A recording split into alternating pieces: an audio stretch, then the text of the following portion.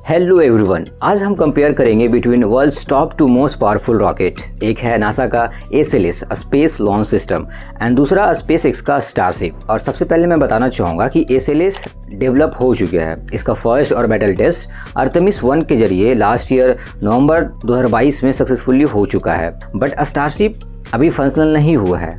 20 अप्रैल 2023 को इसका first orbital flight test हुआ था जो अनसक्सेसफुल रहा, और जब मैं ये वीडियो रिकॉर्ड कर रहा हूँ तभी तक तो स्टारशिप ऑपरेशनल नहीं है, बट फ्यूचर में जैसे ही इसका सक्सेसफुल टेस्ट हो जाएगा मैं आप सभी को अपडेट कर दूंगा।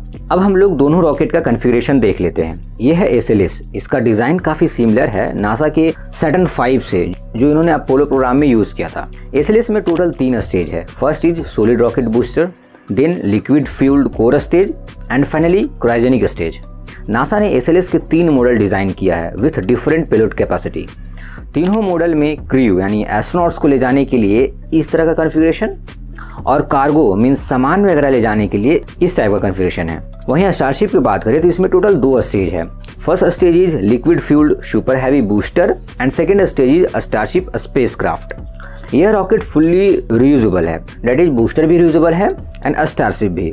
इसलिए दोनों स्टेज में लिक्विड फ्यूल ही यूज हो रहा है, बिकॉज सॉलिड फ्यूल को एक बार जला देने के बाद हम इसे बंद चालू नहीं कर सकते। वन मोर थिंग कि नासा का जो SLS है वो रियूजेबल नहीं है। मीन्स एक SLS रॉकेट हमने बनाया और उसे लॉन्च कर दिया, नेक्स्ट टाइम कोई मिशन लॉन्च करने के लिए हमें वापस से एक नया SLS रॉकेट बनाना पड़ेगा।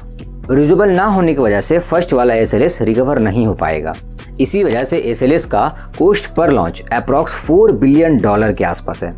और क्योंकि स्टारशिप रियूजेबल है मीन्स एक लॉन्च के बाद उसी रॉकेट को सेफली रिकवर करके अगली लॉन्च में यूज कर सकते हैं, इसलिए इसका cost per launch Elon Musk ऐसा क्लेम करते हैं कि $2 मिलियन ही रहेगा।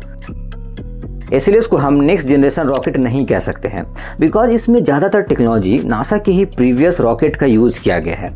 लाइक इसका RS-25 इंजन पहले स्पेस शटल में यूज़ हुआ था। इसका बूस्टर स्पेस शटल के बूस्टर को ही मॉडिफाई करके बनाया गया है। और देखो नासा का ऐसा करने के पीछे एक बेनिफिट ये है, ये technologies already tried and tested है, तो फेल होने की रिस्क थोड़ा कम हो जाएगा। और वैसे भी इन्हें तो सिर्फ एक रॉकेट डेवलप करने से मतलब था जो वापस अमेरिकन को मून पे ले जाए। वेयर स्टारशिप को हम नेक्स्ट जनरेशन लॉन्च व्हीकल कह सकते हैं, क्योंकि इसमें पूरा नई टेक्नोलॉजी यूज़ किया गया है। SpaceX इसके लिए स्पेशली रैप्टर इंजन डेवलप किया, बॉडी मटेरियल भी अलग यूज़ किया गया है और पेलोड कैपेसिटी भी स्टारशिप का ज़्यादा है। SLS लो अर्थ ऑर्बिट में 95 to 130 टन्स और लूनर ऑर्बिट में 27 to 46 टन्स तक का पेलोड कैरी कर सकता है, जबकि स्टारशिप लो अर्थ ऑर्बिट में 100 to 150 tons and lunar orbit में अप टू 100 टन्स का पेलोड कैरी कर सकता है। और देखो SpaceX का स्टारशिप से रिलेटेड और भी कई प्रॉमिसेस हैं जो मुझे एक ड्रीम की तरह लगता है, क्योंकि ऐसा रियलिटी में कभी कुछ हुआ ही नहीं। For example according to Elon Musk, Starship एक बार में अप टू 100 पैसेंजर्स को स्पेस, मून एंड मार्स पे पहुंचा सकता है। और हम इंसानों ने अभी तक मैक्सिमम 8 लोगों को ही एक लॉन्च में स्पेस में जाते देखा है स्पेस शटल पे। देयर सेकेंड क्लेम इज कि स्टारशिप को हम स्पेस में ही जरूरत पड़ने पर रिफ्यूल कर सकते हैं, विच विल बी अमेजिंग। इनका एक और क्लेम है कि स्टारशिप यानी एक रॉकेट से हम अर्थ पे ही एक जगह से दूसरी जगह ट्रैवल कर सकते हैं एरोप्लेन से बहुत ही कम टाइम पे। अब देखो ये सब बातें सुनने में तो काफ़ी मज़ा आ रहा है, बट रियलिटी में कितना सच हो पाएगा ये देखना होगा। और SpaceX को इन सभी क्लेम्स को रियलिटी में बदलने के लिए काफ़ी कुछ करना बाकी है और इसमें समय तो लगेगा ही। अब यहाँ पे मैं आपको एक इम्पॉर्टेंट बात बता दूँ कि नासा को स्टारशिप पे थोड़ा बिलीफ तो है, क्योंकि ये लोग अपने आर्टेमिस प्रोग्राम के लिए SpaceX को 2 स्टारशिप बनाने को कहा है। पहले तो 2021 में एक स्टारशिप बनाने के लिए $3 बिलियन SpaceX को दिया था। फिर 2022 में एक और स्टारशिप बनाने के लिए $1.5 बिलियन का कॉन्ट्रैक्ट साइन किया।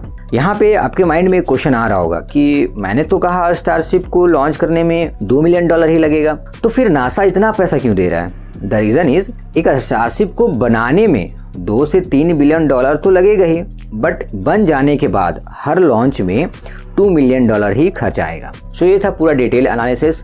अगर वीडियो आपको काफ़ी पसंद आया तो इसे लाइक करिए, शेयर करिए, और अगर हमारे चैनल पे नए हैं तो इसे सब्सक्राइब भी कर लीजिए। तो मिलते हैं नेक्स्ट वीडियो में, तब तक के लिए ओके बाय।